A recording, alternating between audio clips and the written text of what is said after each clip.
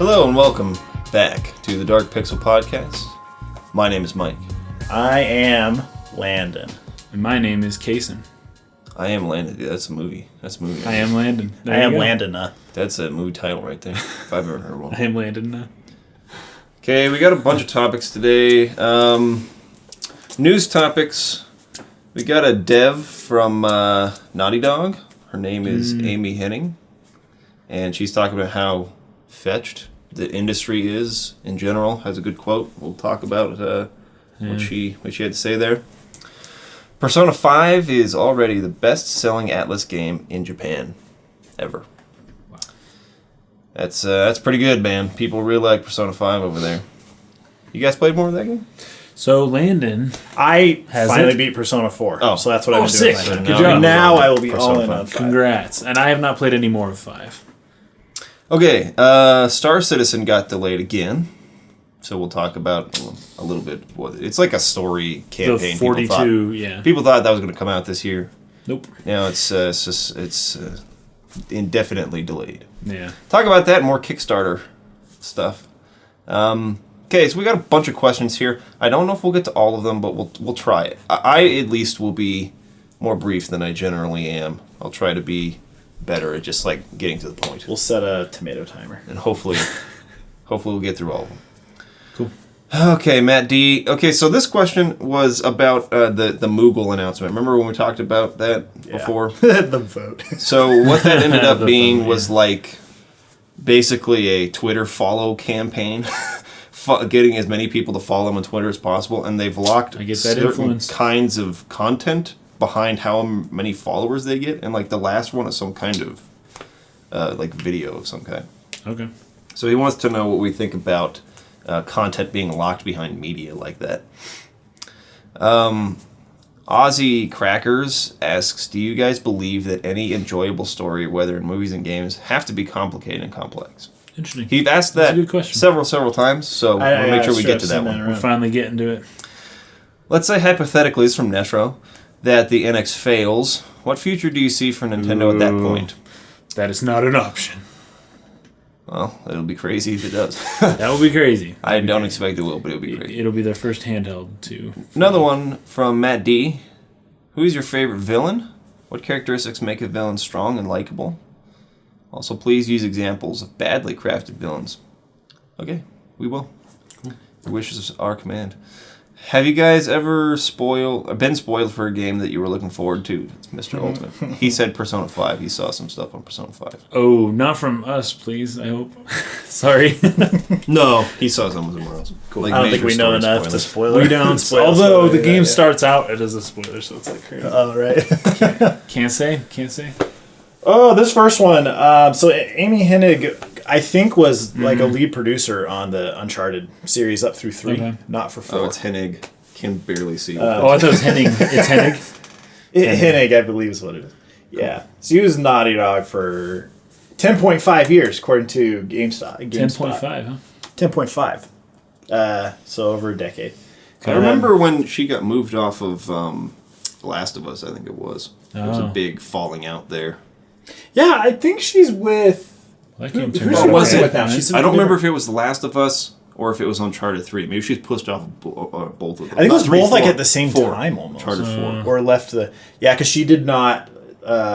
she wasn't the lead for 4, for sure. I think she was... Because I believe she was highly influential in the first 2 or 3 Uncharted's. I think she was like the lead producer of all 3 of them. And then she got like, get out of here.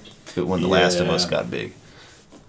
Yeah, so she, I mean, to some degree, it's possible she has an axe to grind with Naughty Dog at this point. Right. She's no longer with them. But according to what she's saying here in this article, I believe it. I mean, it's not that, hard to believe. Yeah. She's saying for over a decade, she worked 80-hour work weeks, like solid, all the way through. And she was on another podcast, not ours, a competing podcast with us. She was just talking about how the industry, especially at the AAA development level, has like a huge problem right now with essentially crunch time used to be something that only happened when necessary, right, and now it's becoming fairly standard. Yeah, it's like You guys need, and it's like, the last half a year of development on projects sometimes. On a it's bigger like one, yeah. You're crunched the whole time. That's true. Yeah, so a couple interesting quotes from her that I felt it would be good to touch on. One here, we have to get our act figured out as an industry. And the problem is that the ante keeps getting upped. It's an arms race that's unwinnable and is destroying people. Because people keep expecting more and bigger things from AAA games specifically. I think there's the expectations put on AAA titles, every single one of them, are just like through the roof, and it just gets bigger every time. Yeah. It's like, no, this one, you thought that one was crazy? This one's so crazy you can't even imagine. And then you do that again, and then you do that again. And it's like... That's why there's a part of me, and I know there are a lot of people who are going to disagree with this, and that's okay with me, but that's why there's a part of me that really isn't that upset about the idea of episodic content. Where, you get small pieces of a game over time rather than everyone just like trying to shove this enormous huge thing, because that is what happens every time. The expectation for the next thing is bigger, and it's gotten unsustainable. The whole industry, the AAA industry, is unsustainable. Yeah, and, it's like she's saying, there are people who get not paid a whole lot of money to do ridiculous amounts of work. Yeah. And there's some weird parallels with this and the visual effects industry. I know, it's crazy. It's people who Those I think are like do similar things. Yeah. They have this artistic skill, but a technical skill that complements it. So they can program and draw, or whatever, or model and animate, which is VFX. Yeah, totally. And they're just so pumped to be able to work on a big project that they're willing to make like massive personal sacrifices that I don't see your average person at a more typical job being willing to make. I mean, obviously people are willing to make sacrifices for causes they believe in, but when it's standard that 80-hour work weeks, it's like, dudes, hire some more people. Freak. So I see the parallels between that and the visual effects industry, but I still can't help but think that this is coming from Japan's work culture. That if Japan was not such a leader in the AAA gaming world, right, and they work 80-hour work weeks, everyone in Japan, no matter what job they have, they're working massive overtime. And we in America are competing with them, and they're working 80 hours a week. So that you kind of have to match that, a little bit more. And of course that's less common here unless you're like visual effects artist, or unless you're an accountant, or like somebody like that. But it's so common in Japan, and because this industry is so tied up with Japan, I feel like Japan's kind of work environment gets pushed out to all the other competing companies, wherever they're from. I've heard that from people who are like foreign workers in Japan. Yeah. That it's just like the business culture in Japan is really, really hard to get over the hump with, and like get in line and to get the mentality that your average Japanese worker has over there. I know we've got a lot of people who listen to us that live and work in Japan, and so you guys will have to chime in with what it's like for you. There's another quote that she had here I just wanted to touch on real fast. She said, talking about the people that she worked alongside, they have children who are growing up without seeing them. I didn't have my own kids. I chose my career in a lot of ways, and I could be single-minded like that. When I was making sacrifices, did it affect my family? Yes, but it was primarily affecting me, and I could make that choice. But when I look at other people, I mean, my health really declined, and I had to take care of myself because I was, like, bad. There were people who, collapsed or had to go check themselves in somewhere when one of those games were done. Or they got divorced, and that's not okay. Any of that. None of this is worth that. Yeah, it's a similar story to Yasunori Mitsuda when working on both Chrono Trigger and then Xenogears. In Xenogears, he ended up developing stomach ulcers and stuff. And see, there's a thing in Japan called karoshi, which is work death. Yeah, and it's this idea, it's literally a cause of death in Japan that will be listed as this person died of karoshi. And there's like, laws and ways that that's handled. But it's like, it's a common enough thing that people die working an office job, which is crazy. It just says so much about what stress does to people, almost more than like physical labor. Not to like compare jobs that people have, but like a really stressful like work environment is gonna screw up anybody. Like it's just not. You can maybe handle that for some period of time, but long term, you're gonna have serious problems. So it's sad because I feel like they're the best talent in the industry maybe enters on at the AAA level on a big project, and then they kind of realize like, dude, I can manage a project on my own or whatever, a small team, and then they move to indie development. Yeah. And I think that's a driving force behind the indie explosion that's happened in the past 10 years or so. Is a lot of people are like, screw that. I still want to make games though. Yeah. So I'm going to be doing it over here on a different timetable. Yeah, something's got to be done to make big game development more manageable and sustainable. Episodic is interesting. I feel like episodic content is one way to do that. When you say episodic, my immediate reaction is Final Fantasy VII Remake, because that was one game, and I'm against the episodic nature of that because it's a remake of a game that was one game. But for other things where I don't already have this preconceived idea of what it should be, that totally would make sense. It would totally fit in. Yeah, well, and not just like the whole trilogy Mass Effect thing, but like an actual, maybe even lower the price of the games, have them be $20-$30 a game, and have like 8 of them instead of. That's what I'm talking about, 3. and what Square is doing. Telltale does. Telltale's the example I'm thinking of right now. That's cool. But Final Fantasy VII is not going to be that. Final Fantasy VII is going to be 3 complete, like, 50-hour long games that they're just taking one game and they're turning it into 3 games. That's to, like make that's more the money. Hobbit. That's basically the Basically, it's the Hobbit. That's what they're doing with and that bugs the fetch out of me. Yeah, that is not what I'm talking about. Right. I'm talking about Telltale. What they do, I think, is much more sustainable. But yeah, that's very smart.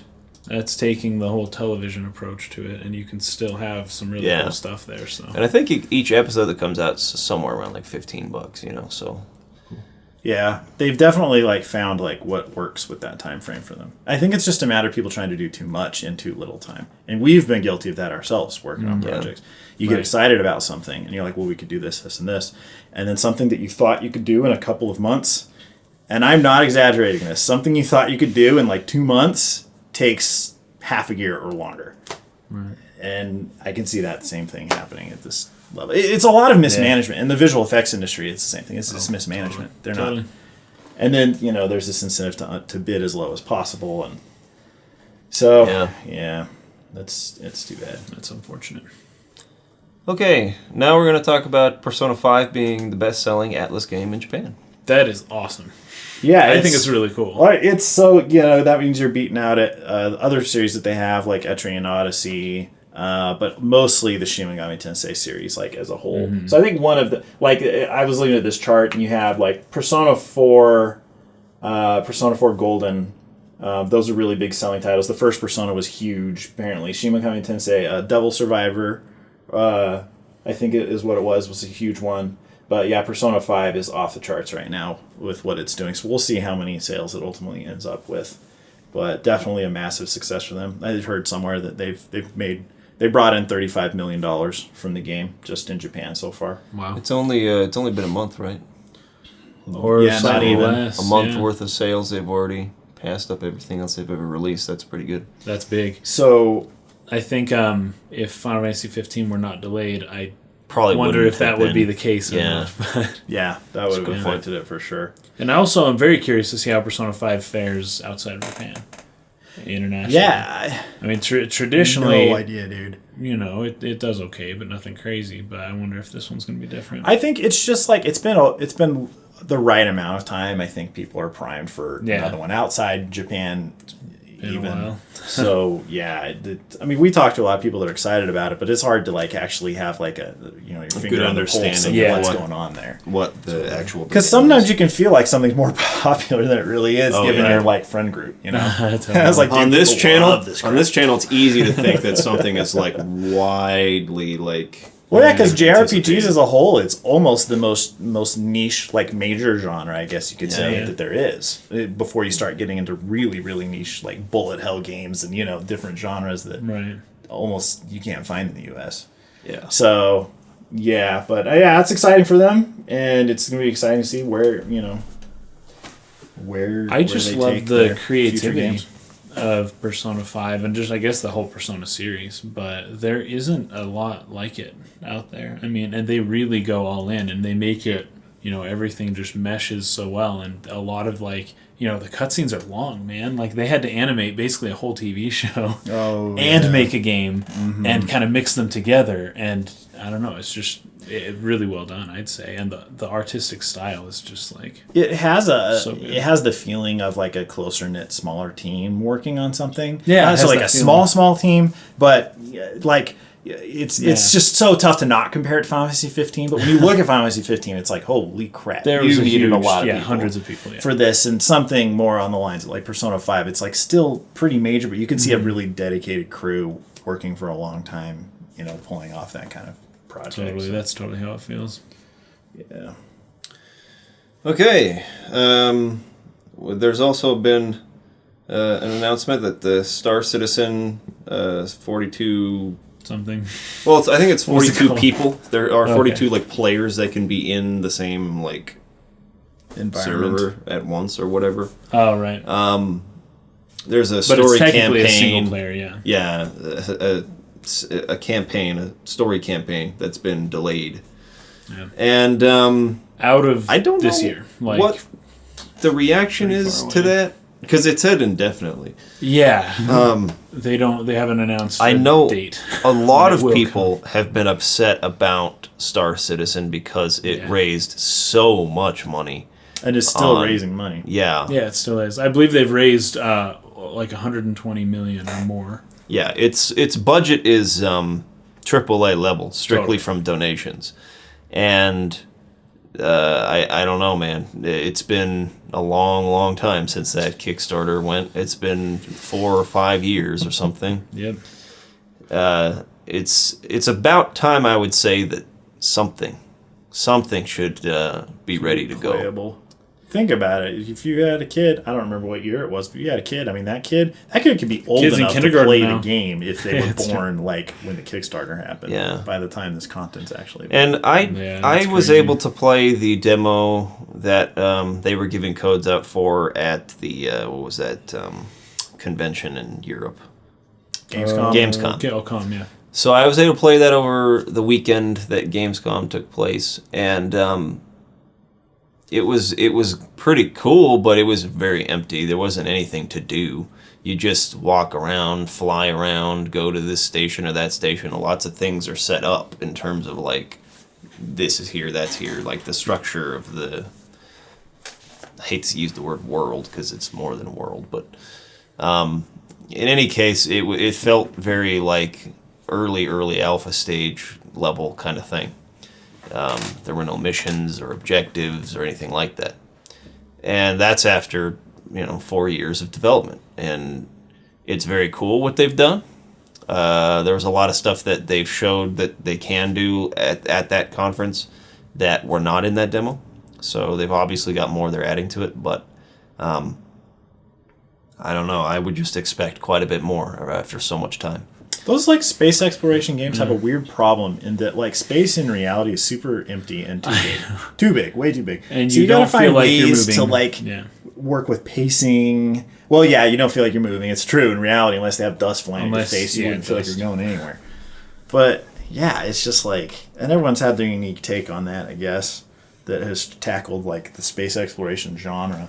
But I think the genre has this massive danger to just be really not interesting, super beautiful, but not like as a game, not very interesting, unless there's like a huge intergalactic war like going on. Right. There you go. Which is why it sounds like with like EVE Online, the more interesting part of the game is like the political intrigue and the factions and all that stuff that's going on. So yeah, these games that want to put you into like, hey, choose whatever the fetch you want to do. You want to be a trader, be a trader. It's like being a trader in space. Is that really an interesting game for longer than maybe a few hours? I mean, I'm interested. Maybe you guys think it is, but there'd be nothing about that lifestyle that would draw me to play a game.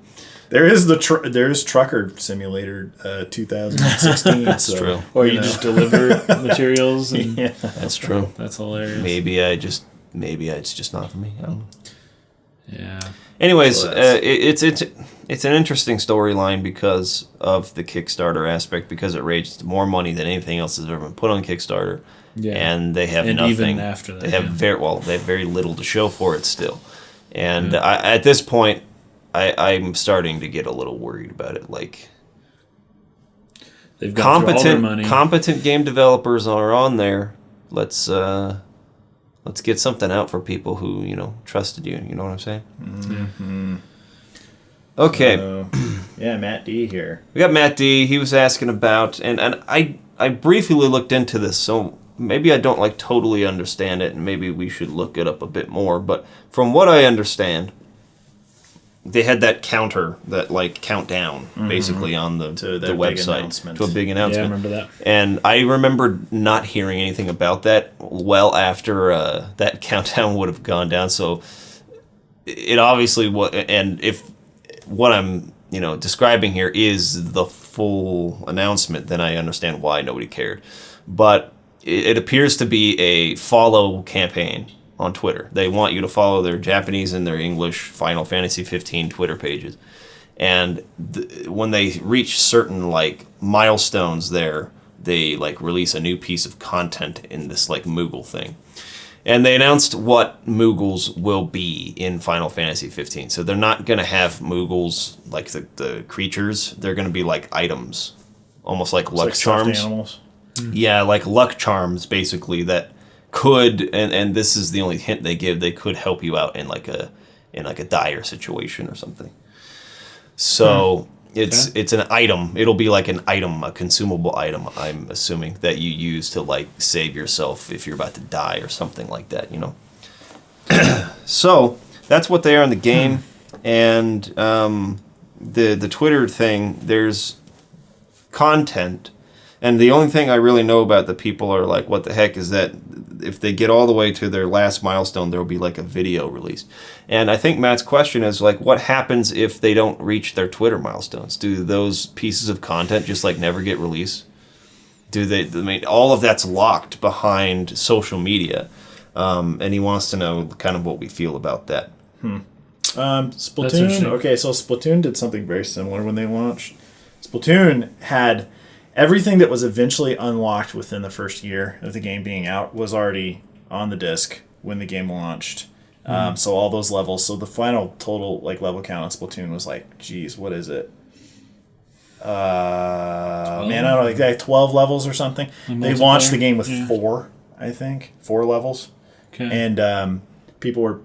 It hit the reviews pretty hard. People were pissed about that. Yeah. But they had a thing initially. They were going to unlock ranked. Ranked mode wasn't even available when Splatoon launched. I remember that. Yeah. And they needed a certain number of people online concurrently or something like that. And if it happened, then they would unlock ranked mode. Or a certain number of people had to get past a certain level in the game, and then they would unlock ranked 10 or something. Yeah, and then ranked, but that happened in 2 or 3 days. It was really fast. I remember. And then and then that mode unlocked, and then they had a few other things, but the rest of it was just timed. So it was it will happen. This level will eventually come out, but nobody knew what the levels were. It was just that. But they were all already on the disc. It was all there. So when you bought the game, and if you only played it the first month it existed, you never even once got to see or touch more than half the weapons in the game and more than half of the levels in the game. If you only played it the first 2 or 3 days, you didn't even see ranked mode. You know what I mean? Kind of crazy. So not the same exact thing as what Final Fantasy 15 is doing, but similar in the fact that they've given you something, but they're not giving you it all at once, right? So I think in Splatoon's case, it is part of the reason why it became such a phenomenon. I think it was really smart. It kept the game feeling alive and an evolving, ever-changing thing that you had to keep checking up on and see what's going on now, right? Yeah. I don't know if that's going to do that for Final Fantasy 15, but my question with this feels like almost an afterthought, because would they have launched this in early September if the game was... Oh, good point, because the game was supposed to come out a few weeks ago. Yeah, it's almost here's another thing to keep it in the news. That's actually a pretty sense. good point. So that's because it's been bumped back and they don't have this gap. That's what it was supposed to be, I think, yeah. Yep. And then they didn't delay that. They just went with it. or somebody thought of it afterwards. Maybe this was when they delayed the game. They were like, oh, well, how do we keep their marketing budget is already well used, right? And how do we keep people talking about this? It could have still been like they never had this schedule, but it was just a thing where like, hey, Square. let's have a Twitter contest. Okay, let's get all the followers because our game's not coming out for 2 months. Well, it's like at and this we're point, kind of Square Enix marketing is like butter spread over too much bread, dude. Yes, it's absolutely. It's everywhere. Stretched. I do think it's really weird, and the thought that what if they don't reach their Twitter milestones? What'll happen then? Is a They'll valid release one. it anyways. I would hope so. Yeah. If they made a freaking like. Yeah, if they rendered out a video with Moogle in it and didn't release it, that'd be really stupid. You know what's funny, because they're not saying what it is, so you get the follower count, then they show it. So it could just be if they don't get the follower count, they just show it as a regular press release, and they pretend that wasn't really the Twitter thing, and they kind of sweep that under the rug and release it as a different thing, but it's the same video. Yeah. I mean, at least that's how I would do it. Final Fantasy 15's marketing in general is filled with this kind of thing, like a. Pre-order here and you get this thing, and pre-order this edition and you get like this little thing. How many tie-in games do they have? Like follow our Justice account 5, and you get this thing. Yeah, a lot of locking, just like these little pieces of supplementing content behind like doing this or that or that. Mm-hmm. And it is very annoying. It's very annoying that they can't just like release it for everyone who's interested. I don't know what the benefit of it really is. In this case, it's benefiting them because they want to get as many Twitter followers as possible. But then once Final Fantasy 15's been out a year, what happens to those Twitter accounts anyways? Like, do they still use them? Like, what the fetch? They usually use them to promote their Final Fantasy 16 or for the next things. But for GameStop exclusives and whatever, it's like, I don't see how that benefits Square Enix unless there's a money deal involved. Which I'll bet there is. I feel like if the game hadn't been delayed as far as it was, like at this point it just feels like you're being like just teased and like not getting anything out of it, right? Because it's all these tie-ins. I feel like they had timed them better with the original release date, and now it's kind of like there's more time to think or time to kill. You could play Justice Monsters 5 some more, I guess, if you really are hankering for some Final Fantasy 15. You know what I mean? But they screwed the pacing by delaying it. It's true. So, well, yeah, that's what we think about that. Unfortunately, we're supposed to have a King's Knight thing, their phone game. Square's been talking to us. Soon. We're supposed to have it like a week or two ago, and they keep saying, sorry, there's more problems and the APK isn't ready yet, but we should be getting our hands on that soon. We're going to get to play that. Before the game officially comes out. So we'll do a countdown website later for the major announcement. There you go. 24-hour countdown. Yeah, follow our channel. Once we get 30,000 followers, then we'll play the game. 30,000 subs and we'll review King's Knight. That was a good question, Matt. Matt D. Actually, was a good question. Okay, the next one's from Aussie Crackers. You guys believe that any enjoyable story, whether in movies, games, or games, have to be complicated and complex? No. I think complicated and complex are loaded words, because complex sounds like a negative to me most of the time. It already sounds like a negative. Well, I think complicated. But complicated, negative. I feel like multi-layered or multifaceted or deep stories work.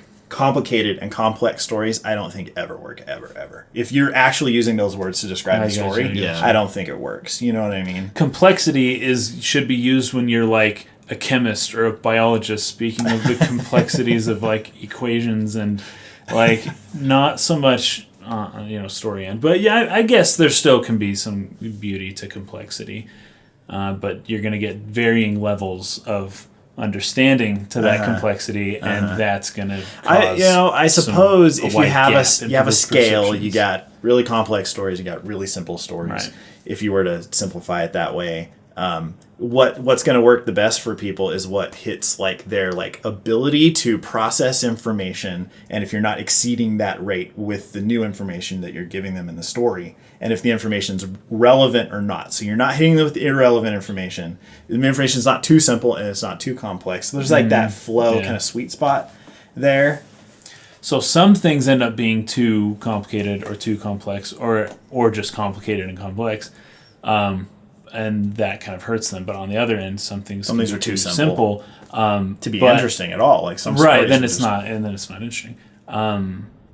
But you can still have good works of art on either side. There's still good films and games and Like, stories that are very simple, would- and then there's still really good games and stories that are very complex, and it just lessens your chances, I think, when you're on either end of the spectrum. I would say, just to throw out like an example of a story that I think is simple but still works really well is Cowboy Bebop.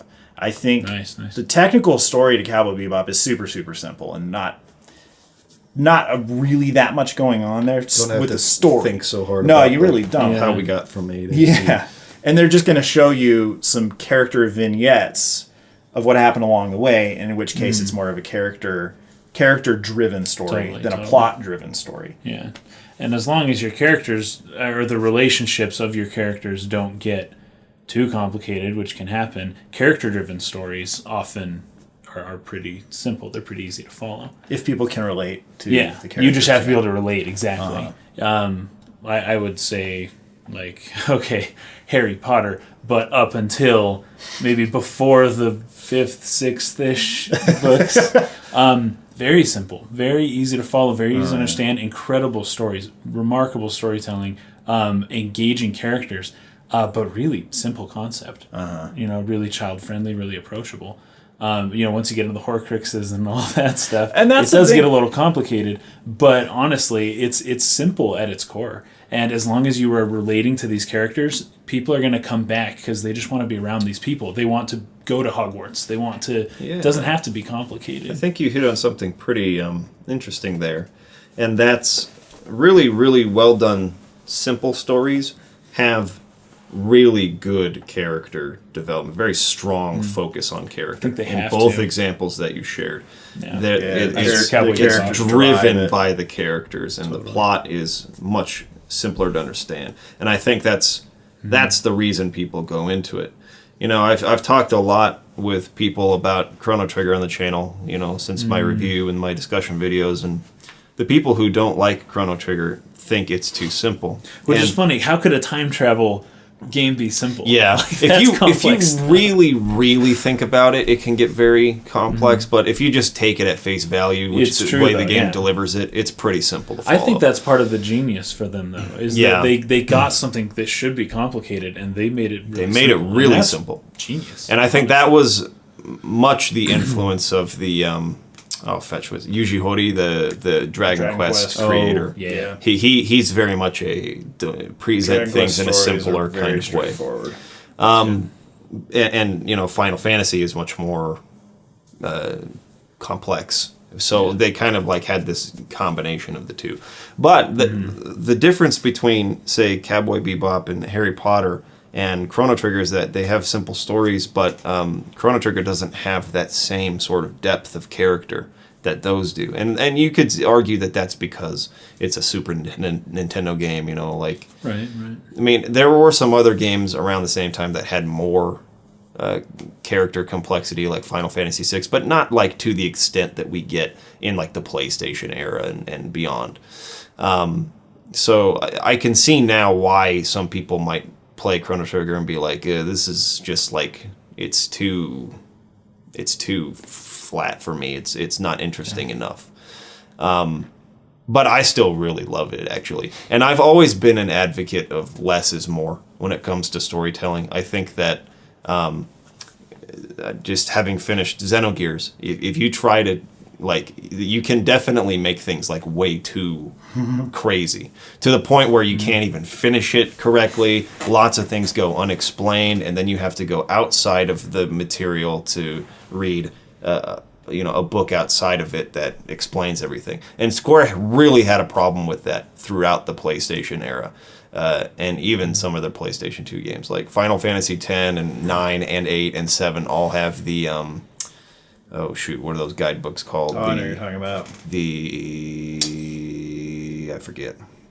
Anyways, they go way into depth, explaining everything about the world and stuff that they never explain in the game. That's funny, though, because you just listed, the best Final Fantasy games right there, basically. Which is kind of funny. Or at least they're highest selling Final Fantasy games. And I think there's a reason for that. I think that despite the fact that there were translation issues, and that was definitely a problem with like Xenogears. Like I was talking to a guy after I uploaded that video yesterday about the pseudo perpetual infinite energy engine, and he was like, "Yeah, that was translated." Sure, probably not correctly. It probably should have been this, and I forget the what he wrote. But it was like, oh yeah, that's like totally different. That makes a lot more sense.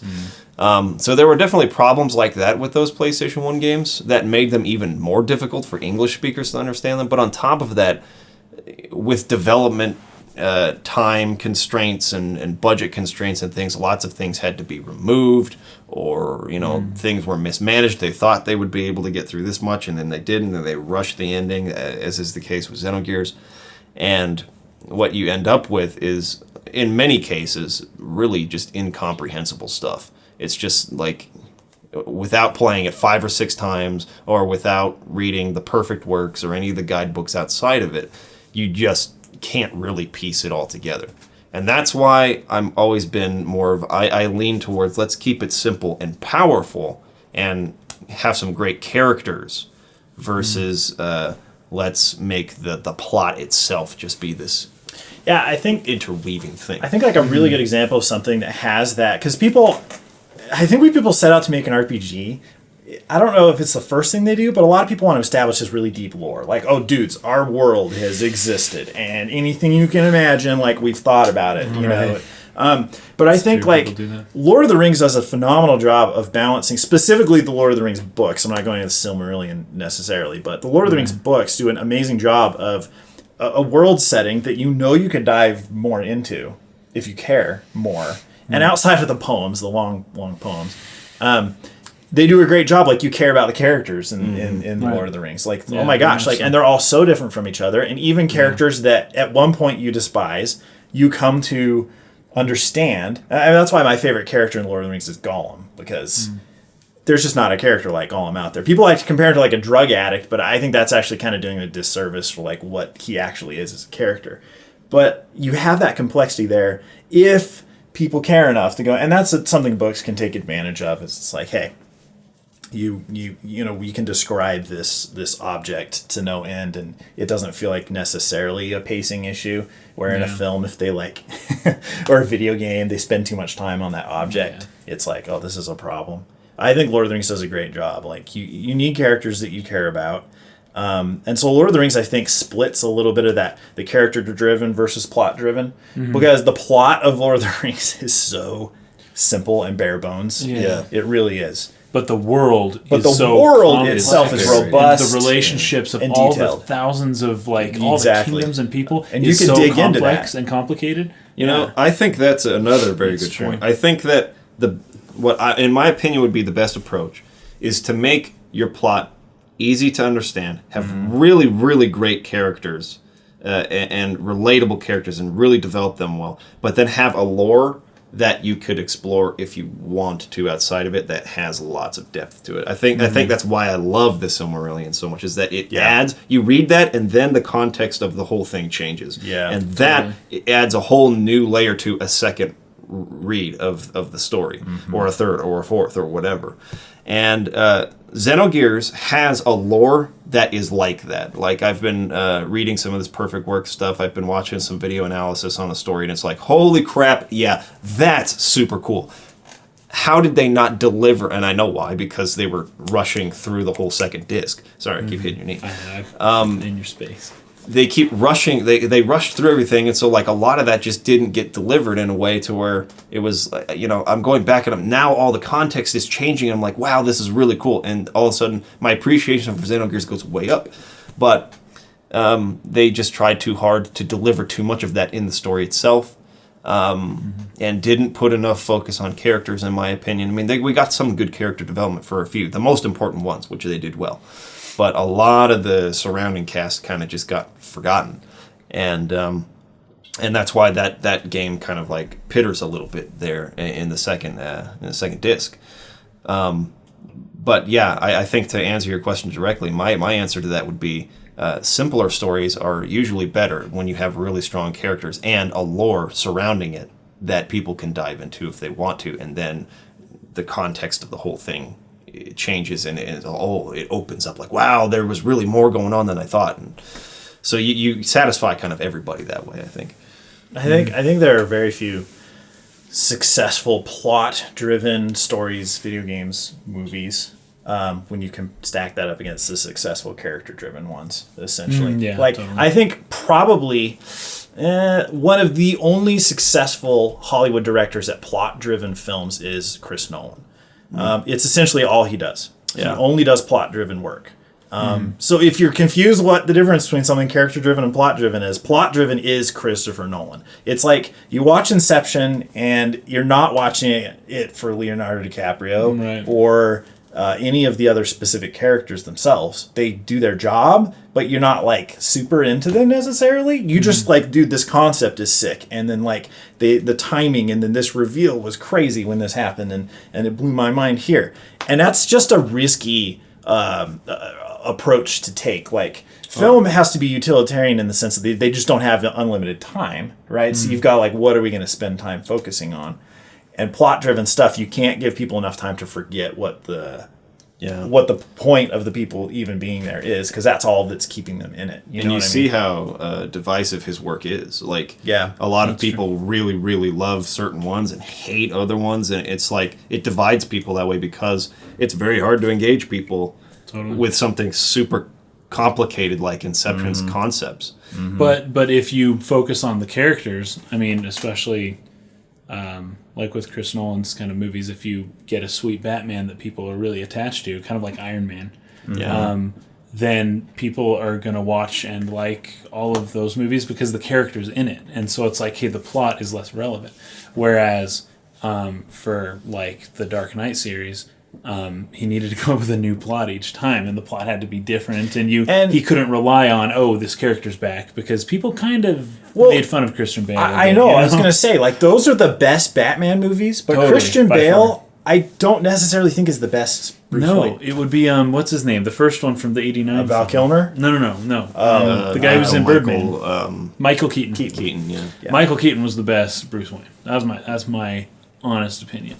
You're not a Batfleck fan? Actually, I haven't seen. I haven't either. He should be Batman, and then Michael Keaton should be Bruce Wayne. Because those fights, and I haven't even seen the movie, but those fights with Batman, that's probably the best part of the whole movie.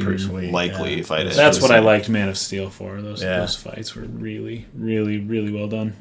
But dude, it's like, I'm sorry because I keep talking about this, but like, I remember the first time that I saw Seven Samurai. You guys have seen Seven Samurai, right? Yeah. And everyone was like, dude, Seven Samurai, oh yeah, all this stuff based on Star Wars and all these other things. I'm like, gosh, I gotta see this, man. So I watched it and I was like, what the, like, and it ended and I was like, okay, well, what the heck? Yeah. I was expecting something totally different. But what I realize more now is like that was a little more character driven. Right. It was a little more like, this is just who these people are and it's about their journey, not necessarily specifically if they succeed or any of these other elements that surround them, which is like, I don't know, really, really, I think eye-opening because it shows you something that people care about versus stuff people don't care about. It's always interesting to learn about political intrigue and this country's going to do this to this country, but like people don't empathize with countries. Or large organizations at all. They don't care. They care about if you show like that kid in Syria who has lady help a hospital. But you know what I mean? You show a victim of a bombing in Aleppo or something, and like a kid just covered in dust and he's bloodied and everything. It's like, oh my gosh, that's going to hit people more than any description of the event could really do, or any depiction of bombs blowing up. Or, you know what I mean? So it's just people connect with people more than they do with ideas, and like while ideas, you know, there are I think a certain subset of people who are very into that, who are into like higher concepts and things. It's fun to talk about ideas. Yeah, but people relate with people. Yeah. And I think talking about Chris Nolan, his most successful films do the best of his own work at connecting with a person. I think Inception with Cobb's situation and his relationship with his wife, especially when she commits. There's a great scene I'm there. so sorry if you haven't seen that movie. Oh wait, it's been out for a long time. It's been out for about 6 years. I'm very sorry if I spoil anything there, but when he reacts to her falling. It's moments like that that really hit emotionally very hard in that movie. And his movies that I think are the most well received do the best at character.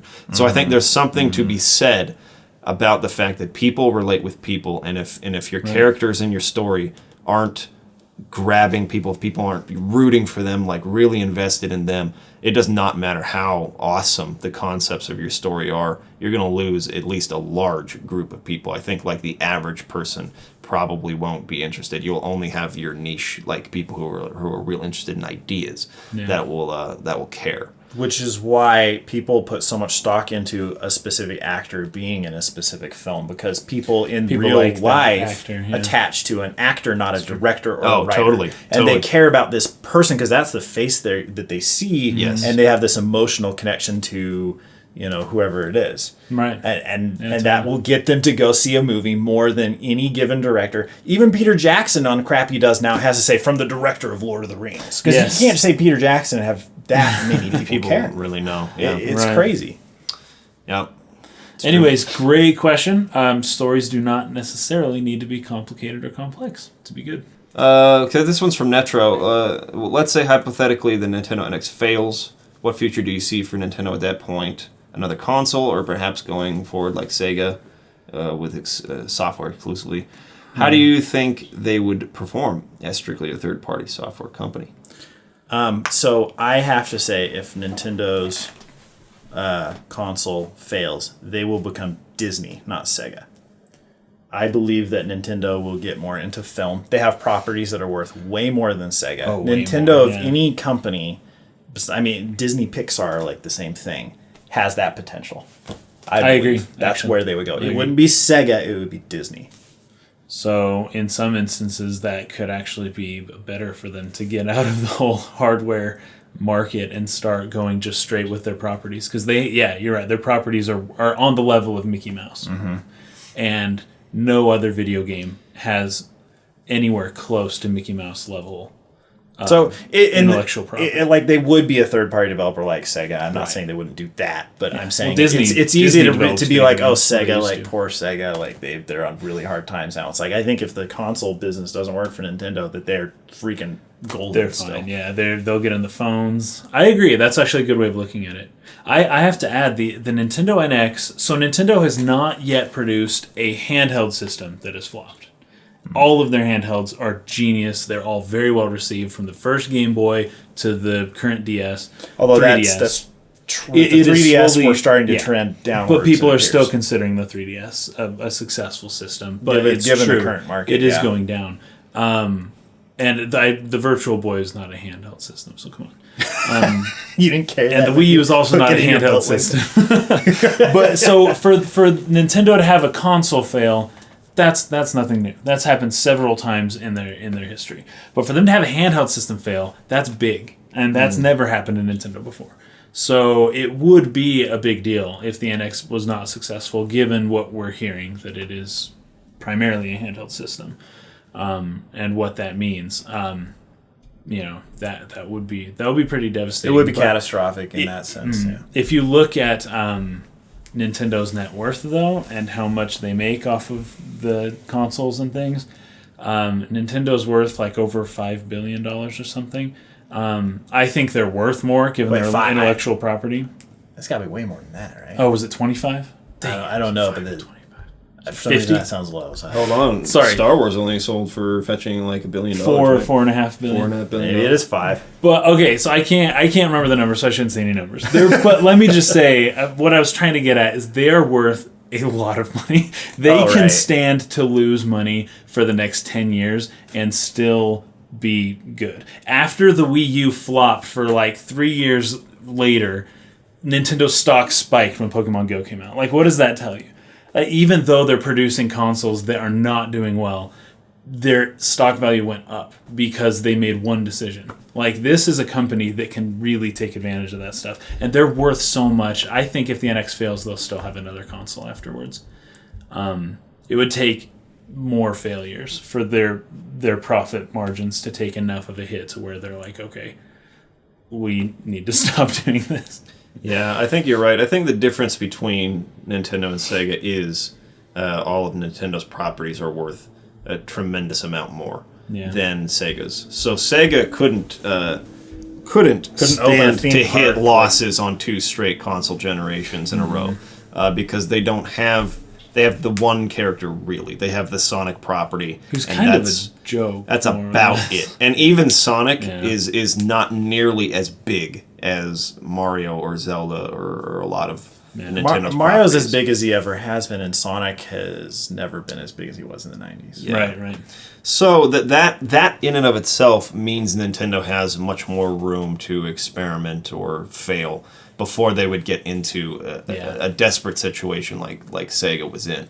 That being said, I do believe that investors are very impatient and they have a lot of sway in what companies do. Now, Nintendo has been good so far at being able to tell investors like, no, don't. Just wait. Just wait. Yeah. And keep people keep people investing even though they're not necessarily doing what their investors pressure them to do.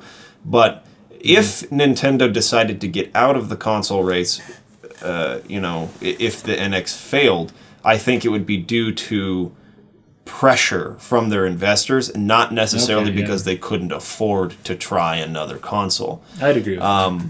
See, what mitigates that is when you can diversify your business as much as possible, which they've already begun the process which of. So the investors are pushing. Yeah, so like the theme park phones, stuff, the movie stuff, going into mobile gaming, if those can prove to be like reliable, solid profits for Nintendo as a business, it's possible that the console thing wouldn't even be their main moneymaker. In which case, they wouldn't be forced out. They would just because there are plenty of companies that take risks, but they're diversified enough that if a risk tanks, the investors don't come back and like totally shake up the management of the company because it's like, oh, you're Google and you have a branch that basically experiments with weird crap all the time or takes risks, and it's just understood Nintendo's that 1 in 10 is going to turn into something.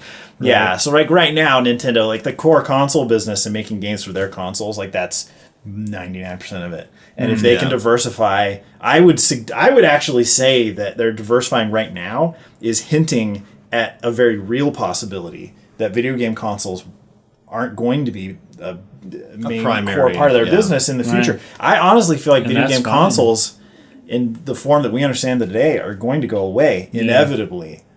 And so whoever owns what that platform becomes or whatever, that's a question that I don't think anybody knows right now, but Nintendo, I think, needs to set themselves up to assume that they will not be in that position. You know what I mean? Yeah. I agree. Yeah, totally. I hope controllers don't disappear, though. If consoles can go wherever, but if I have to play on a little touchscreen, I'll be pissed. In 100 years, they better still be using a controller. Yeah, and as far as Nintendo games on like a third-party platform, like I'm sure they would be great. I think that Nintendo's standard with their properties is pretty high. The only exceptions are when they allow, they give their property to a third-party developer to work on it. The Metroid franchise has mostly been handed off to other developers and with very good success, and then one by Team Ninja that people didn't like. But with their main properties, with Zelda and Mario, I mean, they always hit a certain standard. Yeah. I mean, people were more divisive on Skyward Sword, but it's still widely regarded as a great game. So, I have a thought here. The very first, because it will happen, whether it's in 5 years or 100 years, a Mario game will be third-party, will be accessible for everybody. Oh, yeah. That the first Mario game that is a third-party system or compatible, it will be the best-selling Mario game of all time. Calling it.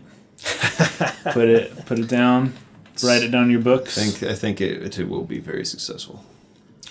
Let's get to a Netro. All right, back to Matt D. Who's your favorite villain? What characteristics make a villain a strong, likable antagonist? So please use an example of badly crafted villains. That's very hard to read with these things on.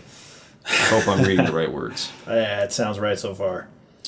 To help eliminate how they can be poorly crafted. Xenogears has sort of opened my mind a bit to how villains should be utilized. I think the strongest thing that Xenogears does is it has lots of villains.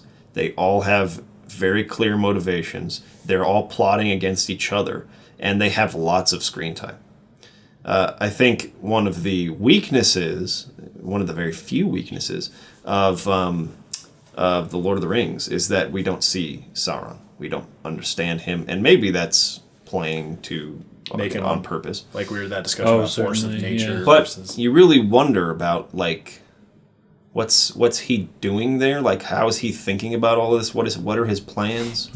Because he was at one time a more relatable. I mean, he's still a Maiar or whatever. He's not human necessarily, but had human form and looked like it and interacted with people. And that whole section of the Akalabeth where he goes to Numenor. Like, and he sort of like plots their downfall before he loses his physical form.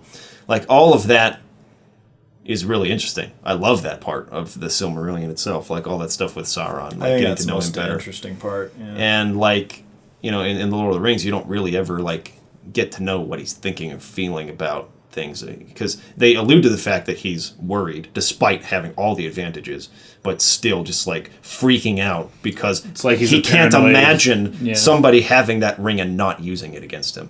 Like how scared he would be that Gandalf, Mithrandir, has the fetching ring right now. What's going to happen at any moment? He might bust out with that thing and like, you know, that would have made, I think, well, not would have, it could have made that story a little bit more interesting to see sort of his own weaknesses and fears and stuff. I think the closest thing we get to that is through Saruman. Yeah, Saruman. They do. Saruman's a great, very round, very well fleshed out villain.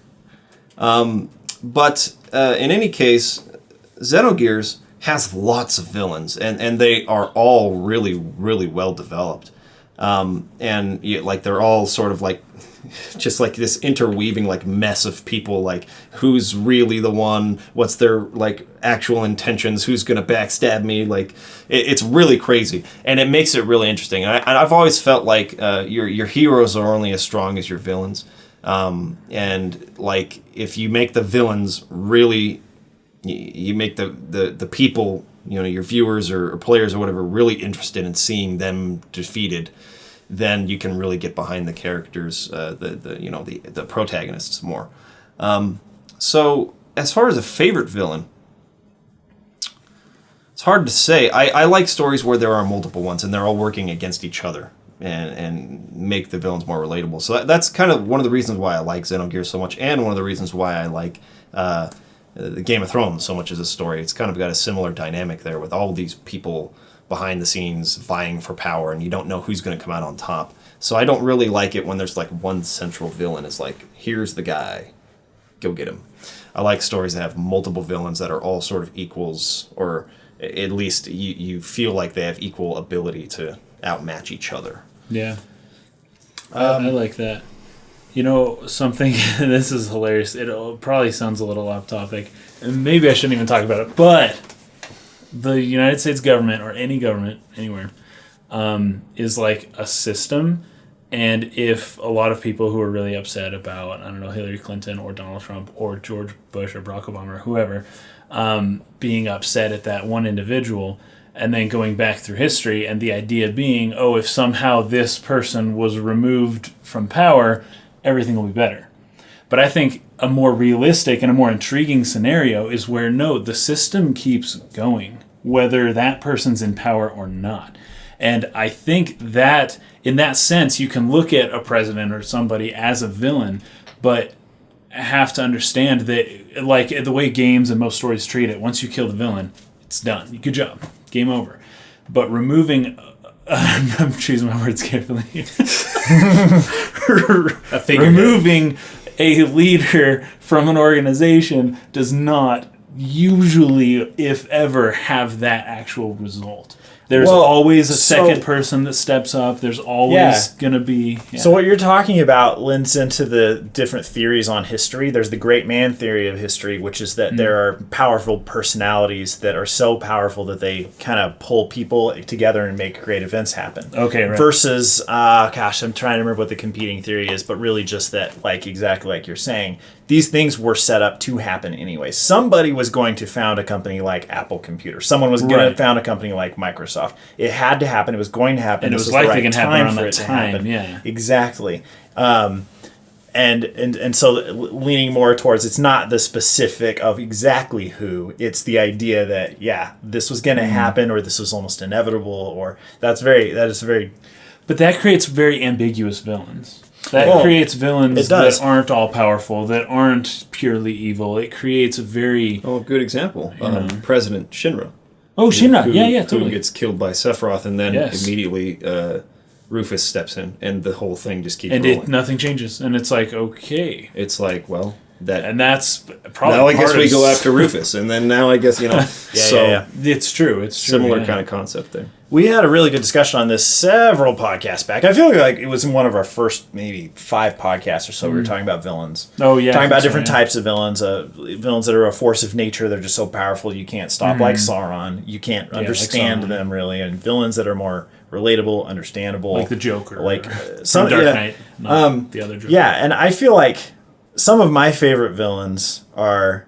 I don't know, like a weird hybrid. Like, I freaking love Anton Chigurh in No Country for Old Men. Oh, dude, that's probably the best villain ever. So good, because he freaks you out. Like, you do not know what this guy is going to do. You do not know what this guy is going to do. And he is a force of nature. He really is. Totally isn't. You don't actually know what he's He's not thinking involved in any of. system. Yeah. It's kind of the same idea as the Joker. Like, he's a wild card. He represents chaos. Yeah. Yeah. And he would fit in a Greek myth almost. You know, like, this is the god of chaos. He came down and started doing this crazy stuff. Yeah, but I that agree. villain was so powerful and good because that actor has not played anything but a villain ever since. He's that got a movie great came voice out. for it, yeah. And the look, like he just looks. But as it's written, like there's just so much you can go into with like what his character means as like a commentary on humanity or the ideas of fate and, you know, predeterminism and stuff like that. Right. I love villains that open up like a conversation in that sense. Like the Joker, really, That's right. at least the execution of the Joker in The Dark Knight does a great job of that. I feel like of opening up like, hey, why do you have so much faith in the system? Right. In fact, why what he's talking about is pretty logical to some point. His actions are not logical, but when he's talking about how everything works, I mean, that's perfectly relatable. Yeah. Like, So I love that. I also love, and this isn't like a villain in the traditional sense, and this is so, like, we watch these movies so close together that I'm always, they remind me of each other, but what's his face in There Will Be Blood? Day-Lewis. Daniel Day-Lewis, and I can't remember his character's name. Fetch. But that's such a great movie. If you guys haven't seen it, it's if we're talking about character-driven stories, that's one. That is a character-driven story. If you were to break down the plot synopsis of that story, it would be like, do it in like 2 seconds. Why? What the? Right. And this is going to go on for 2.5 hours. Yes. Like what? Are you crazy? It's a character study for sure. It's so phenomenal to see him so seamlessly and gradually turn into such a despicable person. Yeah. That you're like, how does anyone end up like this? How does anyone end up the whole purpose of their existence being almost really just to spite people that they, you know, just really don't like. And it's just in nuts. that sense, who's the villain of that story? And that's where I feel is like it nature or is it just himself or it's true. There's not like it's not as clear cut. I feel like he in himself, it's almost like here's how people become evil is almost like, you know, how you could summarize what happens there. But even that is too black and white.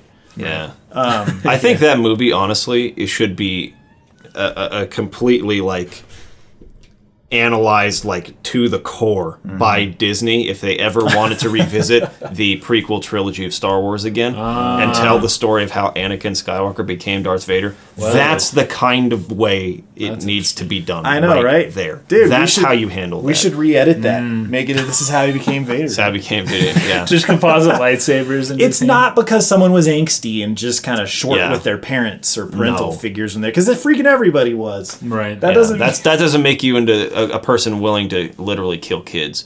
Like Yeah. you have to on a fundamental level like be turned evil, and that does not happen overnight. It does not happen because oops, I made a mistake and killed one of the masters, like one of the other Jedi masters. I mean, like it's not something that happens like that. You don't have like good intentions when you go into a room and then leave there willing to kill kids. That is not how it happens. Okay. Yeah. No, totally. It's And no one can relate with that, and nobody can feel bad for him. It's like, what are you doing? You still, like 5 seconds ago, you were still good.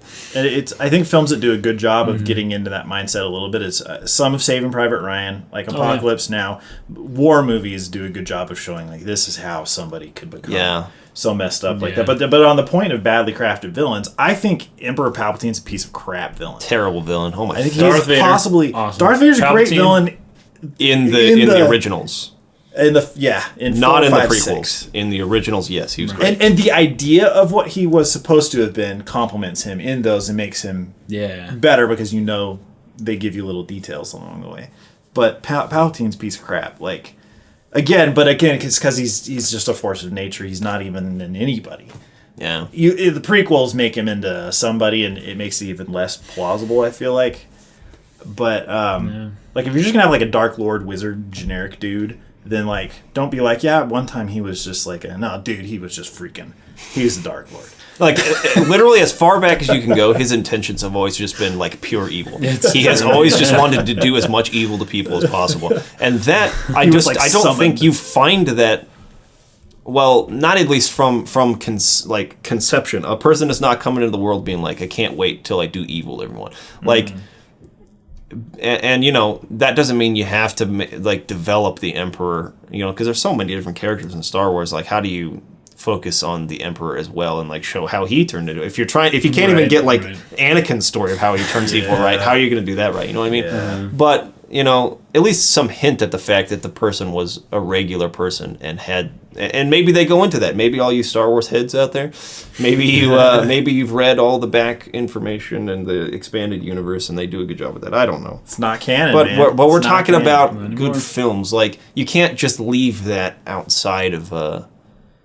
Well, I'm trying not to be contradictory here because I did say earlier it's cool to have lore outside of the thing that it's can great. add I context think there's to some it. kinds of stories where you just don't need to make more of what a character is than they are. You know what I mean? It's like, sure, it would be interesting to go farther back down this character's road, but it's like, is it helping at all? Yeah. Is it complementing the whole at all? And I think sometimes a story is simpler like Star Wars and it doesn't help with certain characters. Yeah. Because Palpatine works because he takes something away from Darth Vader that makes Darth Vader a better character.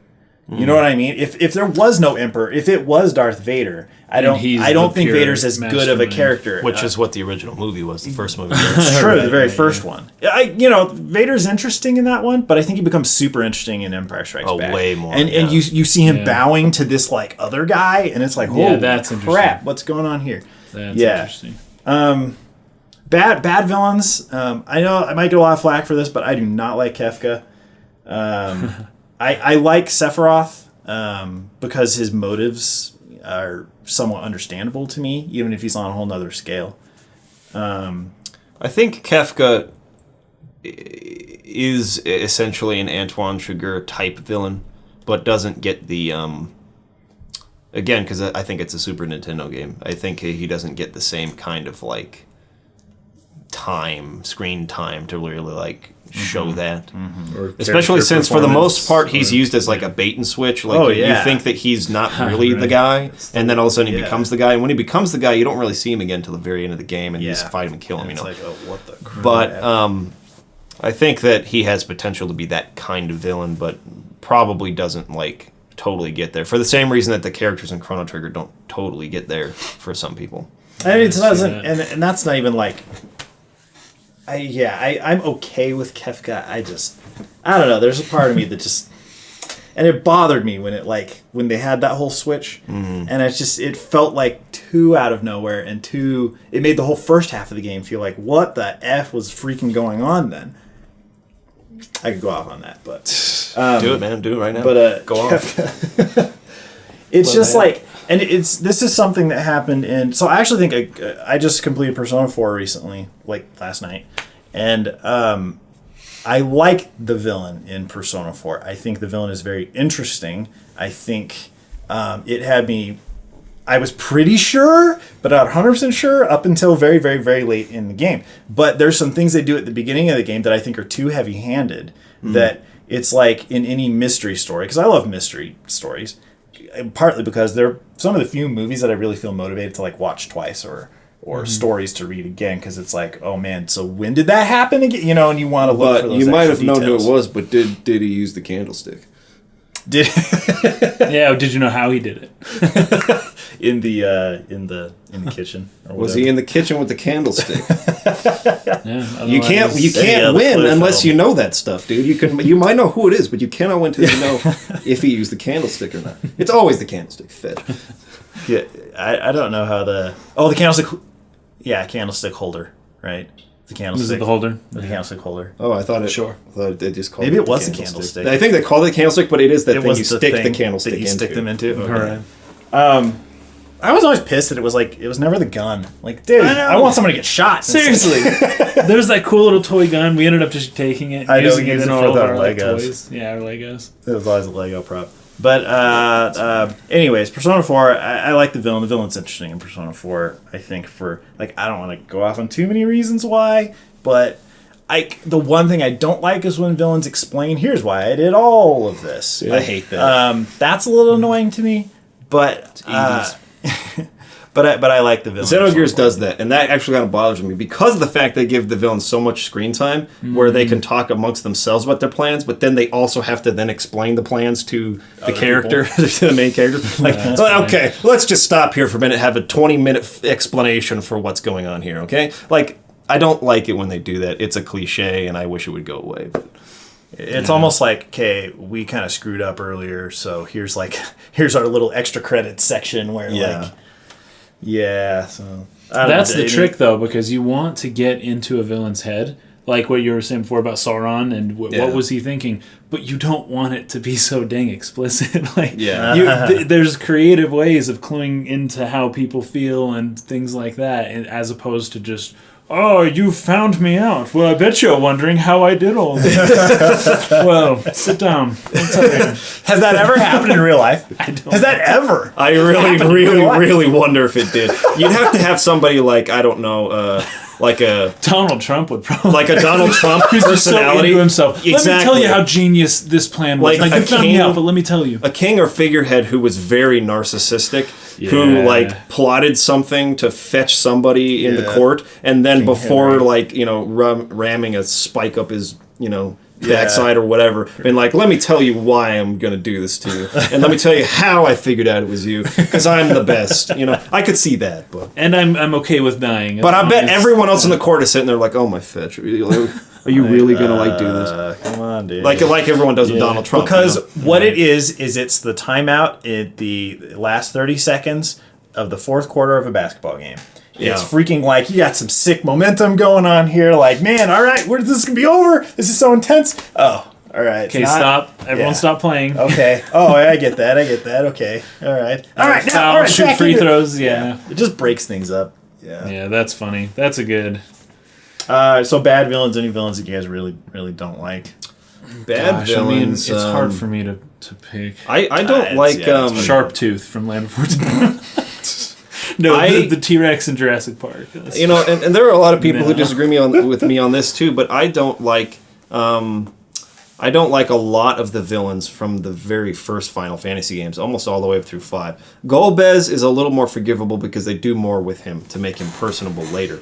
But X-Death, Cloud of Chaos, or whatever it's called, the Emperor from Final Fantasy 2, and oh my gosh, how could I freaking Golbez? No, not Golbez. Oh my fetch. Golbez the other one. I'm such a fetching Final Fantasy casual, dude. You don't even know. All you FF heads out there, let us know. How do I not remember the freaking villain from the first game? It's Lord. like the first guy you Dark fight. Lord. No. No, he has a name. And I literally am shamed for eternity for not remembering it right now. Let's see. We'll have to look it up. His name is used several times in the series too. I just am blanking on his name. Cloud. What we got? The crap. I know. It's gonna be hard to find. There's too many Final Fantasy villains. Gosh dang it. Very first game. Very first boss you fight in the whole game.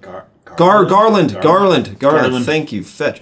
Garland. Anyways, all of these people are like essentially just evil Dark Lord figures that you would expect from a fantasy story. And like Final Fantasy V's, I see where people are coming from. They have very, very brief background on him, but he's essentially, like, the idea behind him is he's just the amalgamation of evil. Like, just all evil is embodied in him. And all he just can't wait to, like, pronounce all the evil he's going to do all the time. Like, look how evil I am. Can't wait to do more evil. Like, there's just nothing about that that's interesting to me. There's nothing relatable in it. And I really don't like that. I feel like moving on from that game, well, with 6, I agree that there probably should be more to him than that. He is used as a bait and switch, and that's why they don't do it. So I get that, but he is unique and interesting. Like, he's not at least the design wise like the typical Dark Lord figure. Right. But 7, I think, was the first one where you start a character off as a villain who was good originally, and like you give him an actual reason to like freak out or whatever. And that was pretty cool. Yeah, when you discover like in the library and see him going, and he feels lied to and betrayed, and like some people might argue like it's not a strong enough reason to have turned him that hard that fast, and I guess I can follow you, but at least there was a reason there to why this person became the way it was. They tried to develop that. And I just feel like they didn't do that in any of the previous ones, really. So I'm not a big fan of the villains of most of the Final Fantasy games pre-PlayStation era. You can think of Case. Gosh, big fan of. Hard to. I know it is a little tough. Like it's hard to think of bad because you're always so focused on not the villains, Or I could just go ahead and say Dark Knight Rises. oh yeah. Just say that Bane, the whole Bane thing got flipped on its head, and then the whole it's honestly it's just almost like a bait and switch kind of thing in and of itself. Yeah, it totally was. Yeah. Where it's like, okay, the villain is literally someone we didn't know the entire time, and then at the very end. But I don't know, that can be useful, I guess, sometimes, but. Gotta be careful with it. But it can be good. Oh gosh, I had another thought too. I can't remember the specific villain. Oh, I guess it would be Ganondorf, actually. Just Ganondorf. Mm-hmm. And that comes from a lack of knowing exactly what he's doing. Why? That's true. Or like what he wants. Okay, he wants power. That's obvious. Triforce of power. But what is he doing with this power? Is he going to enslave everyone? That's his utopia? Evil. That's his just evil. Just wants to do evil. That's a good example. I don't like Ganondorf that much. Right. I've never identified there's so much Ganondorf. There's so much potential. Like Ocarina of Time. There's so much potential for him to be pleading with the king to allow his people to relocate because the desert, like they're freaking running out of water, or they've been banished here, and the Highlands don't treat them right.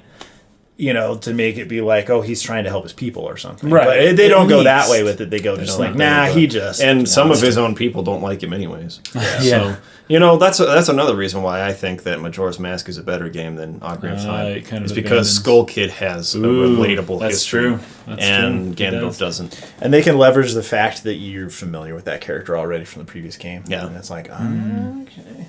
That's actually really cool. That makes that an even more unique game than I thought before. Okay, we got last little thing here. Fine finale here. Okay, the Mr. Ultimate. Have you guys ever been spoiled for a game that you were looking forward to? I have been spoiled on a game that I was actively playing. First one was Ocarina of Time. Oh, really? You heard about Sheik? Oh, I remember from our neighbor. Yep, our freaking neighbor, dude. Steve, I won't say his last name. No. And he's an awesome guy. He was actually good. You're going to send all the viewers on a witch hunt, dude. Crap. Steve, how many Steves? This was a long time And if you're looking for people, it is not Mike's brother, Steve. Yeah, not that one. Different person. Yeah, I've had a lot of things ruined for me. As far as games go,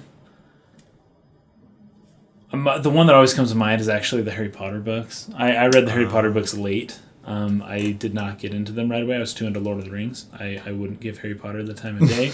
But in 2003, 2004, maybe 2005 actually. It was the year the 5th book came out. No, it was the year the 6th book came out. But I hadn't read the 5th book yet. I was reading them all, and I was going super fast. And this is where I learned, if you're in the middle of something, don't talk about it. Don't tell anyone. Don't bring it up. Because I just wanted to talk about it. I was like, oh, dude, Harry Potter's way cooler than I thought. And I was in the middle of the 4th book, and somebody told me what happens at the end of the 5th book. And I was like, no way. Oh, but the weirdest thing, I was with Emma, actually, and this is so funny because someone was talking to her, and they were like, hey, has everyone here read all the Harry Potter books? I was like, oh, I'm in the middle of it. And then everyone else was like, oh, I have. And then he goes, okay. And then he starts talking to them. And I was like, you were still there. I'm right. I can hear. I couldn't believe it. And I went home that night and I was like, what? All right, who is that? Because that guy needs to be hunted down. I actually don't remember. I don't remember. We were at a party watching a movie, and I just don't remember who it was. I didn't know him. But how are you going to exact your revenge, dude? I don't know. I have to go. How are you going to explain to him? Apparently, how are you going to explain to him? Exactly. You got to explain the plot. You see, 10 years ago, how that festered in you for years. That would be wonderful. How you figured out where he was. Which does touch on one of the most ridiculous things is when a villain ultimately has like a really weird motive that was like a small thing, but they were a kid, so it was a big deal for them. Yeah. Right. But they're not a kid anymore. I will say though, I'm like very sensitive to spoilers. I am very good nowadays at avoiding spoilers. I'm very good at it. I can keep my mind as ignorant as I please. You avoided Stranger Things spoilers, right? You didn't get any... Yeah, for what? Stranger Things. Stranger Things, yep. I avoided all the spoilers there. I avoided spoilers for the Episode 7, Star Wars, I guess. There was a lot of news coming out. Of course, I saw it opening night, but still, there was a lot of news coming out. I'm really good at it now. So, and I can always tell, like even for Final Fantasy 15, I started watching that like hour of gameplay, and I quickly realized that they're skipping gameplay and they're just going through cutscenes. And we're in like chapter 2 already after like half hour. I was like, hey, this is not the first hour of the game. This is like 5, 6, 7 hours into actual gameplay. So I stopped that before I even got halfway through because I was like, oh, that was way too fast. Don't want to know that. Yeah, I don't even want to go past like chapter 2, you know. But yeah, I've gotten pretty good at it. Just don't talk about it to anyone. When I started watching Stranger Things and everyone was talking about it online, and I knew I couldn't finish it in one night like most of my friends did, I was like, I did not say a word about it on at least on Facebook until I was done. I still don't think I did, but anyways, it's just I wanted to though. I wanted to say, guys, I'm watching Stranger Things, but I was like, nope, resist. Because someone will destroy it for you, and it'll be one of your good friends, and it won't be what people just like doing that. People love bursting other people's bubble. Or sometimes when you ask, like, oh, don't spoil this for me, people say, okay, all I'll say is this. And then they say, I'm just going to say that. And then I'm the kind of person who can read into things.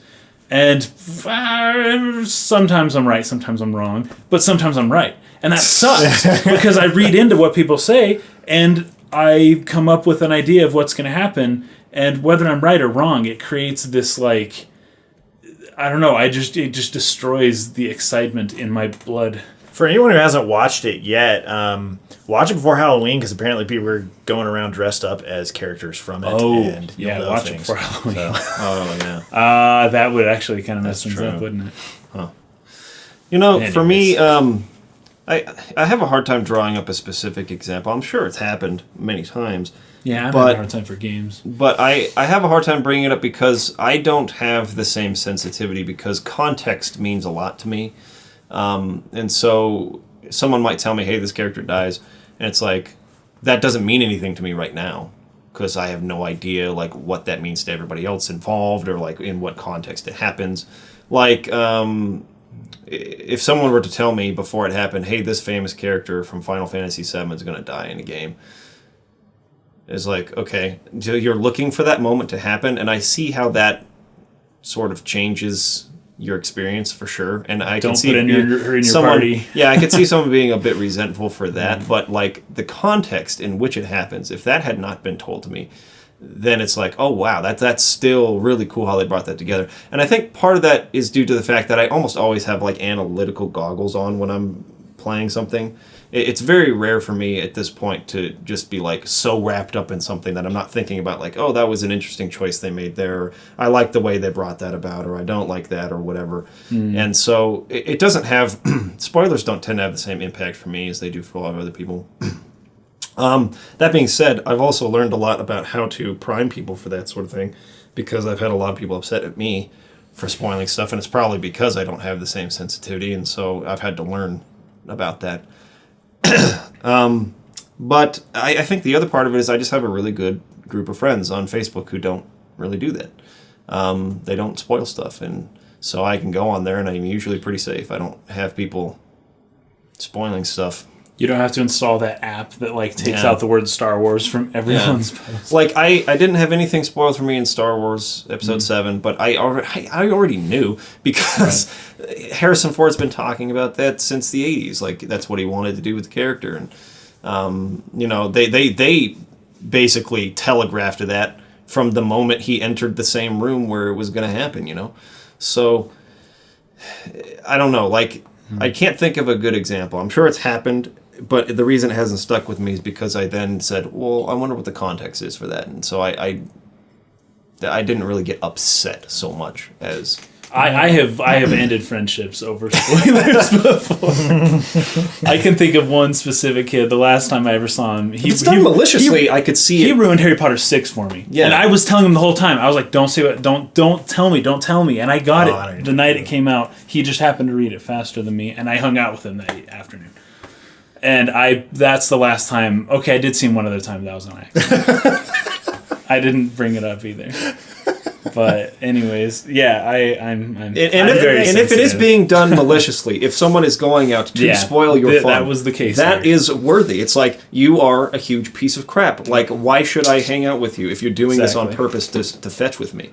If it's done, if it's Harry Potter, I mean that's a big deal. If somebody had done it on accident, it wasn't purposefully done. It's like, okay, look, I'll just try and like understand the context when I get to that point, and I don't know. So what I like even less than being spoiled on a movie is trailers for a movie that have shown a key moment, even if it's not a spoiler in the context of the trailer. But when I get to that point in the film I'm watching, I'm like, my experience is broken because I'm this is the part of the trailer. Yeah. And then, then this happens. And then sometimes that is not what happens next. Yeah, and you're a lot like, of times it's not. What the crap? Like, and it creates this weird, like dissonance in my mind, I guess, kind of, where, like, it breaks my experience because, like, I have, like, a really heavy expectation of one thing to happen next. Right, and it's not for any reason in the story. Yeah, exactly. Yeah. And I don't like being, like, having experiences, like, broken like that. It already happens to me frequently enough. Like Mike was saying, like, I can't watch a movie now and not be, like, looking at the reflections of the lights in their eyeballs and being like, okay, this is their light setup. Or, like, how did they pull that off? Or, like, what focal length are they at right now? I'm guessing it's about, this. Or just all kinds of technical crap. Like, that's, like, all I see now when I watch movies. So it's already, like... suspension of disbelief is already an issue there. But on top of being like, oh yeah, the trailer, the marketing materials from the film, like specifically, they show too much in trailers nowadays. They show way too much. I especially the last trailer before a movie comes out. Just don't watch if you can, don't watch it, because that's usually when the marketing team's like, the people aren't responding well enough. Let's give them more, and it becomes like way too much. Usually the first teaser for a movie. Good. Keep it at that. They just get worse as they go. But Star Wars Episode 7, I remember certain scenes from that trailer that I was expecting to see in the movie, and I was very excited to see in the movie. And they all those scenes happen in about 10 seconds in a flashback. That pissed me off so and I was bad. like, what That's it? You're not going to show me? That pissed me off so Oh my bad. gosh, I was yeah. because I That's was true. waiting for that scene. It's true. That scene was going to be that so was cool. the point of the movie where like my opinion of the movie started to change pretty drastically. Yeah. Like the opening of the movie and about The probably first the half. first 30 minutes, Yeah. I was like, this is it. They got it. So They good. nailed it. Yeah, so good. I'm not worried anymore. Awesome. Star Wars is back. Yeah. And then it sort of just like became too silly, not enough character, too much action, and then that moment right there where all that stuff was a flashback, I was like, Yeah. oh, fetch this. I was like, that was going to be the coolest part. It was. And Like, they misrepresented the movie. I thought the movie was going to be about that. Like, I know. Really did. I No, was wondering how they could possibly not make it be about that. They didn't. And now They I guess did we make it see not why, about- because they don't want to tell us things still about everything that's going on. Perpetual mystery. Anyways, trailers I think Trailers, bother me more now than specific spoilers. Partly because like I have this ability to like not believe people if I want to, and so I'm just kind of like maybe they're lying. I'm gonna watch. Oh, that was true. Yeah. Dude, that's a good ability. You probably rolled a 20 on that one when you were setting it up. So, anyways. So, yeah. I think I'm realized one thing though when you were talking, Mike, about like method over fact, I guess, like, oh, this happened, but how did it happen kind of thing. And I realize now that maybe I like knowing if a character dies or certain things probably has more impact in a character-driven story. Oh, sure. Than maybe in a plot-driven story, or maybe one that's less focused on the characters. And so if you learn about, and of course you don't know until you're immersed in the story whether it's character-driven or plot-driven usually. So if you hear about it without even playing the game, then you won't know. But I feel like knowing if a character dies in a plot-driven story is less, but in a character-driven story, that's supposed to be an emotional moment, and because it's driven through your attachment to this character, and I don't know, it just kind of breaks. It breaks the emotions of the whole scene. I think it would have set me more for novels because novels take longer to get through, and you get invested early, and then it's like, man, it's a big investment. Yeah. So and it takes lots of time. More time So to think. Harry That's Potter true. 5 was my favorite book. A lot of people will jump on me for that. It's one of their least favorite. But for me, it was my favorite. And I think it had to do with the fact that I was the same age as Harry Potter all through the release of those books. Oh, nice. So, like, my teen angst came in at the same time. Like, I related very closely to him because I was basically going through exactly the same stages of development as that character was. And so if someone told me at the beginning of reading Harry Potter 5 what happens at the end, I would have been so pissed because that character is one of my favorite characters in the whole thing as well. Even going back to, his appearance in an earlier story. So That was that would have remarkably absolutely upsetting. fetching infuriated me if I had been reading that book and then someone told me while I was reading that book. Yeah, I was in the middle of the fourth book. Yeah. It was like If someone a week had later, told me that, and I read that. If someone had told me that, like, before I started reading the series at all, it would have been more like okay, whatever. Because I have no understanding of the context. But when you're in the middle of the context and then someone tells you, it's like, oh, fetch. Like, that loses all of its impact. So, I think I want to say, too, I think you can't be immune from all spoilers for forever.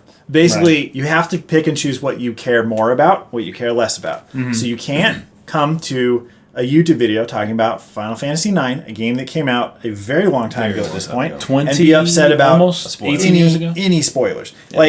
I think that there's, a period of time in which you can reasonably expect that people who care enough about that have consumed that piece of media. Yeah. So Final Fantasy 15 spoilers, probably a year after the game came out, is probably not going to be as big of a deal. But Final Fantasy 15 spoilers in the first month, 2, 3, That's 4, gonna be a big deal. it's going to be a huge deal. And games, sometimes people take a long time to work through a game.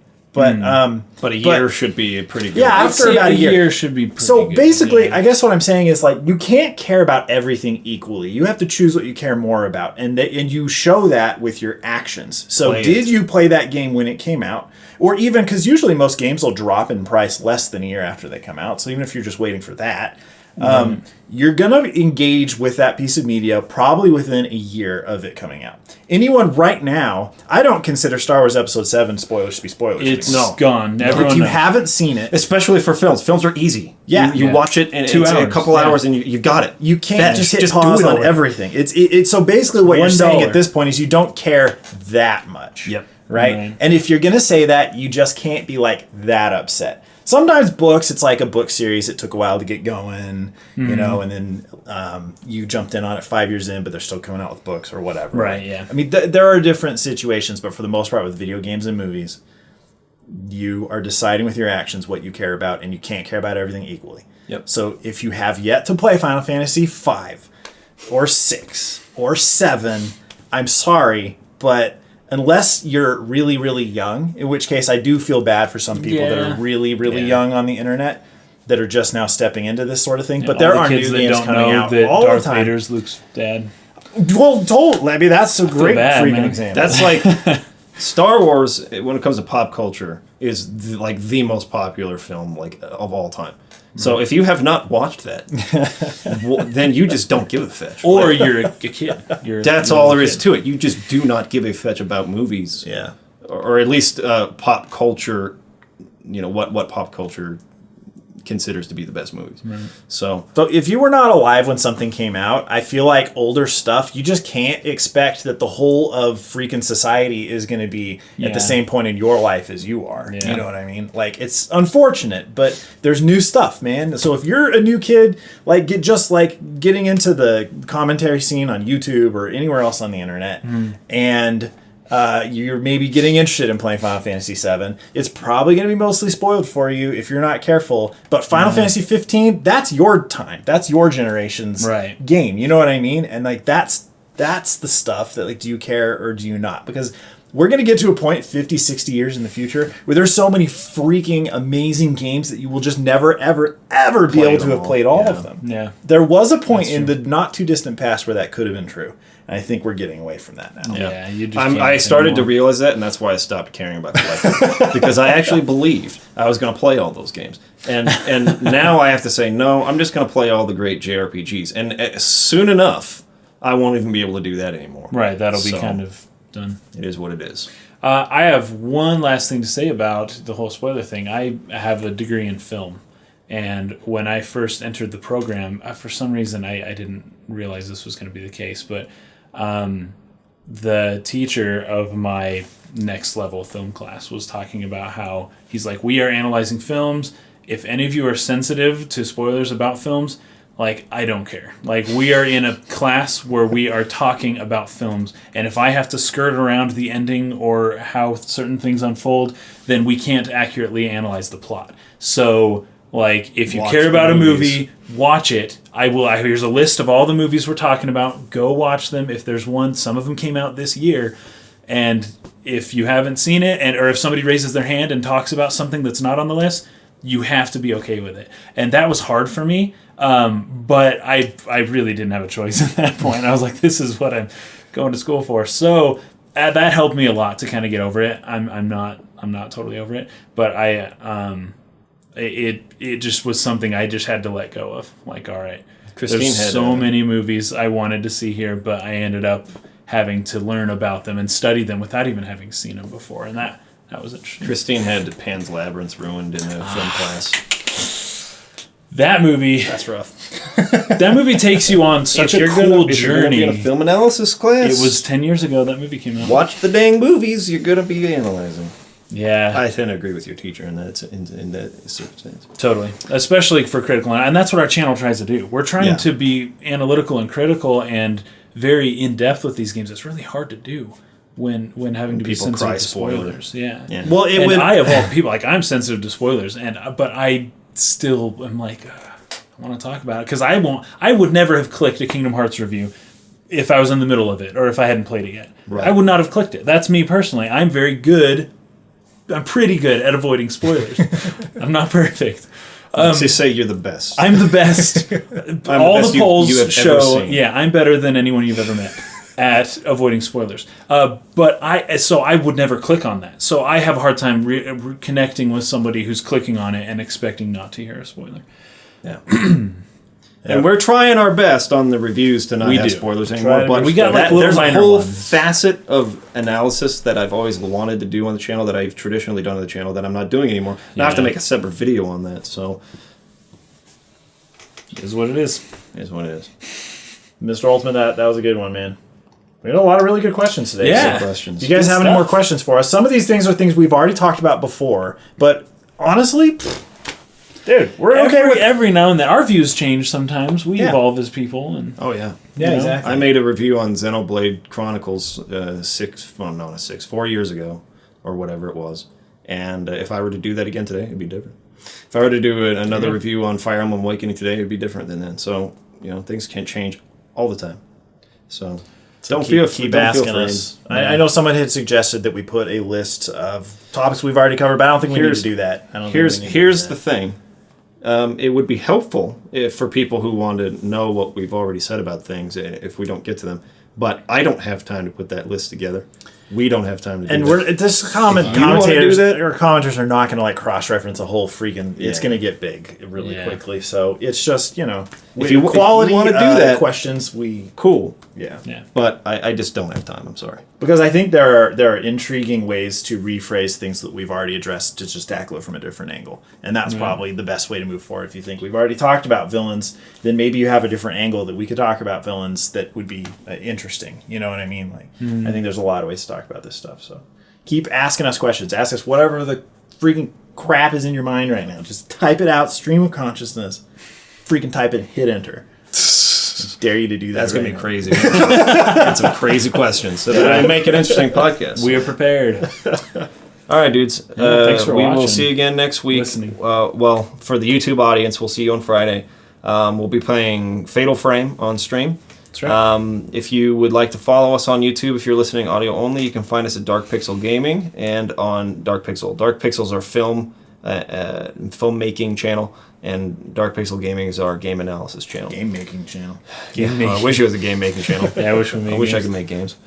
Anyways, thanks for watching. We'll see you all again later. Have a nice day. Later. Peace out. Peace.